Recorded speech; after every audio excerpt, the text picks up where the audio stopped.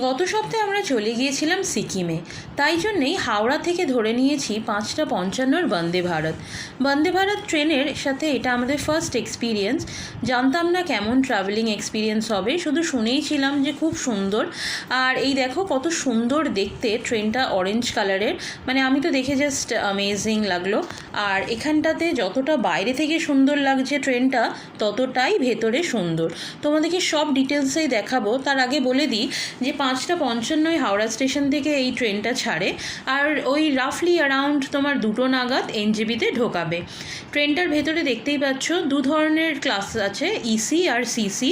এইটা একদম centralised AC, একদিকে 3 সিটার আর একদিকে 2 সিটার। তোমরা চাইলে আগে থেকে খাবার অর্ডার করতে পারো, বা পরেও তোমরা এখানে অনেক অপশন পাবে। ওরা বারবার আসে তোমাদেরকে, যদি তোমরা আগে থেকে প্রি বুকিং নাও করো খাবারের জন্য, ওরা পরে অফার করে, তোমাদেরকে পেমেন্টটা পরে করতে হবে। আর এখানে দেখতেই পাচ্ছ লাগেজ রাখারও এনাফ স্পেস আছে। বন্দে ভারত ট্রেনের আমার যেটা সবথেকে বেশি ভালো লেগেছে সেটা হচ্ছে এদের সার্ভিসটা।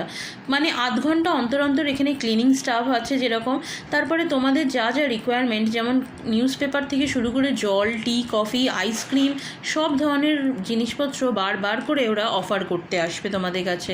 খুব কমফোর্টেবলি এই লং জার্নিটা কাটাতে পারবে। ট্রেনে আমরা খুব সুন্দর একটা জিঞ্জার টি অর্ডার করেছিলাম, আর সেটা ভীষণ ভালো খেতে।